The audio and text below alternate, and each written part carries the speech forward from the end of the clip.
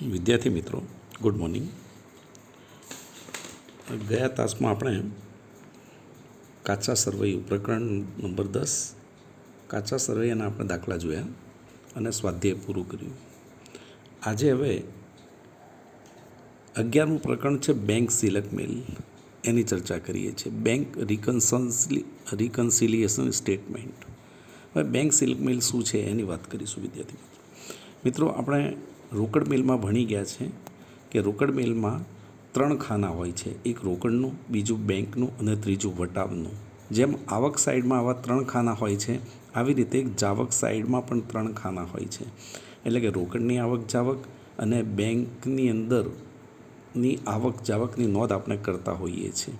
એ જ રીતે બેંક પણ તેના ચોપડે ગ્રાહકનું ખાતું રાખે છે, જેને આપણે પાસબુક કહીએ છીએ. ખાતાની નકલને આપણે પાસબુક કહીએ છીએ. જ્યારે આપણે પૈસા બેંકમાં ભરીએ તો બેંક આપણી સિલક વધારે છે, અને જ્યારે બેંકમાંથી પૈસા ઉપાડીએ તો આપણી સિલક ઘટાડે છે. એ જ રીતના વેપારી બેંકમાં પૈસા ભરે ત્યારે બેંકની સિલક વધારે છે, અને બેંક ઉપર ચેક લખી આપે અને કોઈને પેમેન્ટ કરે બેંક દ્વારા, તો એ બેંકની સિલક રોકડ મેલમાં ઘટાડે છે. એટલે કે રોકડ મેલની અંદર રોકડનું ખાનું, બેંકનું ખાનું અને વટાવનું ખાનું હોય છે. રોકડ મેલની અંદર આવક સાઈડમાં અને જાવક સાઈડમાં પણ રોકડ મેલમાં પણ જાવક સાઈડમાં રોકડનું ખાનું, બેંકનું ખાનું અને વટાવનું ખાનું હોય છે. તો કેટલીક વખત એવું બને કે બેંકમાં પૈસા આપણે ભર્યા હોય અને બેંકમાં જ્યારે પૈસા ભરીએ તો વેપારી બેંક સિલક રોકડ મેલમાં પોતાની રોકડ મેલમાં બેંક સિલકમાં વધારો કરે, પણ જ્યાં સુધી બેંક એના પૈસા જમા ન કરે ત્યાં સુધી બેંક પાસબુક મુજબ, એટલે કે બેંકના ચોપડે વેપારીના ખાતામાં અને વેપારીના ચોપડે બેંકના ખાનામાં સિલકમાં તફાવત ઊભો થાય છે. તો આ પ્રકારના ક્યારેક ચેક લખી આપ્યો હોય, જ્યારે વેપારી ચેક લખે ત્યારે રોકડ મેલની અંદર બેંકના ખાનામાં જમા સાઈડમાં નોંધ કરી અને સિલક ઘટાડે છે. પણ જ્યાં સુધી આપેલો ચેક જે તે વ્યક્તિને આપ્યો હોય એ બેંકમાં રજૂ ન કરે ત્યાં સુધી બેંક વેપારીના ખાતામાં બેંકના ચોપડે સિલક ઘટાડતો નથી. ત્યારે કેટલાક આવા સંજોગો જ્યારે ઊભા થતા હોય ત્યારે રોકડ મેલ મુજબની બેંક ખાનાની બાકી, રોકડ મેલ મુજબની વેપારીના ચોપડે રોકડ મેલ મુજબ બેંક ખાનાની બાકી અને બેંકના ચોપડે પાસબુકમાં જે નોંધ થતી હોય એવી બેંક બાકીમાં તફાવત ઊભો થાય છે. તો આવા તફાવતના કારણો શોધી અને બેંક સિલકની મેળવવા માટે જે એક પત્રક તૈયાર કરવામાં આવે એને આપણે બેંક સિલક મેળ કહીશું. મિત્રો, જ્યારે નિયત સમયના અંતે રોકડ મેલ પ્રમાણેની બેંક બાકી અને પાસબુક પ્રમાણેની બેંક બાકી સરખાવવામાં આવે તો તેવી બાકીઓ સામાન્ય સંજોગોમાં સરખી થવી જોઈએ. પણ જો કોઈ પણ કારણસર તફાવત આવે તો તફાવત શોધી રોકડ મેલ અને પાસબુક મુજબની બેંક બાકી મેળવવા અને સમજવા માટે બનાવવામાં આવતા પત્રકને બેંક સિલક મેળ કહેવામાં આવે છે. બેંક સિલક મેળનો અર્થ. બેંક સિલક મેળ એટલે અમુક ચોક્કસ સમયે કે તારીખે રોકડ પ્રમાણેની બેંક બાકી અને પાસબુક પ્રમાણેની બેંક બાકી વચ્ચે આવતા તફાવતના કારણો દર્શાવતું પત્રક એ બેંક સિલક મેળ છે. મિત્રો, બેંક સિલક મેળ તૈયાર કરવાના હેતુઓ, જેમાં 1. રોકડ મેલ મુજબની અને પાસબુક મુજબની બેંક બાકી વચ્ચે આવતા તફાવતો શોધવા અને ભૂલો સુધારવી અને બંને ચોપડાઓની બેંક સિલકની મેળવણી કરવી. 2. કોઈ વ્યવહાર નોંધવાનો રહી ગયો હોય તો તે માહિતી જાણી શકાય છે, અથવા કોઈ વ્યવહાર નોંધતા ભૂલ થઈ હોય તો તે પણ જાણી શકાય છે. 4. જો કોઈ બેંકના કોઈ વ્યવહારમાં નાણાંની ઉચાપત થઈ હોય તો એ માહિતી મેળવી શકાય છે. 5. એકબીજાને સરભર કરતી ભૂલો શોધી શકાય છે. ક્યારેક એવી 2 ભૂલો થાય છે કે એક ભૂલ થાય ત્યારે અસર થાય છે અને બીજી ભૂલ થાય ત્યારે અસર ભૂસાઈ જાય છે અને સરવાળો મળી જાય છે. એને આપણે સરભર કરતી ભૂલો કહીશું. તો આવી ભૂલો પણ આપણે બેંક સિલક મેળના માધ્યમથી શોધી શકાય છે.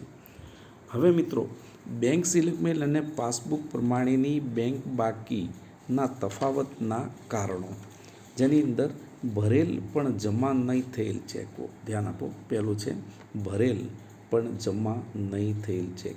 વેપારીને પાસેથી જે એના દેવાદારો પાસેથી મળેલા ચેકો અથવા લેણા પેટે જે ચેક મળ્યા છે એ જ્યારે બેંકમાં ભરે ત્યારે સૌથી પહેલાં વેપારી રોકડ મેલમાં બેંક ઉધાર સાઈડમાં આવક સાઈડમાં બેંકના ખાનામાં નોંધી અને બેંક સિલકમાં વધારો કરે છે. પણ જ્યાં સુધી આ ચેકો બેંકમાં ભરાય નહીં અને બેંક જે તે પાર્ટી પાસેથી વસૂલ કરી ને આપણા ખાતામાં જમા ન કરે ત્યાં સુધી બેંક બાકી, રોકડ બિલ મુજબની બેંક બાકી અને પાસબુક મુજબની બેંક બાકી વચ્ચે તફાવત ઊભો થાય છે. 2. લખેલ પણ બેંકમાં રજૂ ન થયેલ ચેકો. જ્યારે વેપારી કોઈપણ પાર્ટી ઉપર ચેક લખે, કોઈપણ પક્ષકાર ઉપર ચેક લખે ત્યારે રોકડ મેલની જમા સાઈડમાં બેંકના ખાનામાં નોંધ કરી અને બેંક સિલક ઘટાડે છે. પણ આ ચેક જે તે પાર્ટીને આપ્યો છે, જે તે વ્યક્તિને આપ્યો છે એ બેંકમાં ન જાય અને બેંકમાં ન ભરે ત્યાં સુધી બેંક વેપારીના ચોપડે તેની સિલક ઘટાડતો નથી. તો આવા સમય દરમિયાન બેંક બાકી અને પાસબુક મુજબની બેંક બાકી, રોકડ મેલ મુજબની બેંક બાકી અને પાસબુક મુજબની બેંક બાકી વચ્ચે તફાવત ઊભો થાય છે. 3. કોઈ ગ્રાહકે બેંકમાં બારોબાર જમા કરાવ્યા હોય, કોઈ ગ્રાહક હોય એ વેપારીના ખાતામાં બેંકમાં જઈ અને બારોબાર પૈસા જ્યારે જમા કરાવે ત્યારે બેંક છે એ વેપારીના ચોપડે બેંક સિલક વધારે છે. પણ જ્યાં સુધી આ વ્યવહાર અંગેની માહિતી વેપારીને ખબર ન હોય ત્યાં સુધી વેપારી રોકડ મેલની આય બાજુ બેંકના ખાનામાં નોંધ કરતો નથી. આવા સંજોગોમાં રોકડ મેલ મુજબની બેંક બાકી વધુ હશે જ્યારે પાસબુક મુજબની બેંક બાકી વધુ હશે અને રોકડ મેલ મુજબની બેંક બાકી ઓછી હશે. આવા સંજોગોમાં પણ રોકડ મેલ મુજબની અને પાસબુક પ્રમાણેની બેંક બાકીમાં તફાવત ઊભો થાય છે. 4. બેંકે ગ્રાહકના ખાતે ઉધારેલ બેંક વ્યાજ. કેટલીક વખત બેંક ગ્રાહકના ખાતામાં વ્યાજ ઉધારતી હોય અથવા બેંક ચાર્જીસ પેટે રકમ ઉધારતી હોય ત્યારે બેંક ગ્રાહકના ખાતામાં આટલી રકમ એ ઉધારે છે એટલે કે બેંક સિલક ઘટાડે છે. તો અહીંયા બેંક સિલક ઘટી જાય છે. બેંકમાં વેપારીના ખાતે બેંક સિલક ઘટેલી હોય જ્યારે રોકડ મેલ મુજબ વેપારીના ચોપડામાં રોકડ મેલ મુજબ બેંકના ખાનાની જે બેંકે ઘટાડી છે એ રકમ અહીંયા ઘટાડતા નથી કારણ કે એને ખબર ના હોય. આવા સંજોગોમાં રોકડ મેલ મુજબની બેંક બાકી અને પાસબુક મુજબની બેંક બાકી વચ્ચે તફાવત ઊભો થાય છે. 5. બેંકે ગ્રાહક વતી વસૂલ કરી ગ્રાહકના ખાતે જમા કરેલ રકમ. કેટલીક વખત બેંક ગ્રાહક વતી અમુક રકમો વસૂલ કરતી હોય છે. દાખલા તરીકે ગ્રાહકને ડિવિડન્ડની આવક થાય છે તો ડિવિડન્ડનો જે છે એ કંપની સીધા ગ્રાહકના ખાતામાં જમા કરાવે છે, બરાબર. એટલે ત્યાં બેંકની સિલક વધી જતી હોય છે, બેંક બાકી વધી જતી હોય છે. આની જાણ જ્યાં સુધી વેપારીને ન હોય ત્યાં સુધી વેપારીના ચોપડે રોકડ મેલમાં બેંકના ખાનામાં બેંકની સિલક જે છે એ ઓછી બતાવતી હોય છે. આવા કારણોમાં પણ રોકડ મેલ મુજબ અને પાસબુક પ્રમાણેની બેંક બાકીમાં તફાવત ઊભો થાય છે. 6. રોકડ મેલમાં નોંધેલ પરંતુ બેંકમાં ભરવાના રહી ગયેલા ચેકો. કેટલીક વખત વેપારી રોકડ જે ચેક ભરવાના છે જેની નોંધ રોકડ મેલમાં કરે છે એટલે કે આય બાજુ બેંકના ખાનામાં નોંધી અને બેંકની સિલક વધારી દે છે. પણ આ જે ચેકો જે છે એ બેંકમાં ભરવાના રહી ગયા હોય તો આવા સંજોગોમાં બેંકના ચોપડે વેપારીના ખાતામાં સિલક વધારેલી હોતી નથી. જ્યારે રોકડ મેલમાં બેંકના ખાનામાં વેપારીના ચોપડે સિલક વધારેલી હોય છે.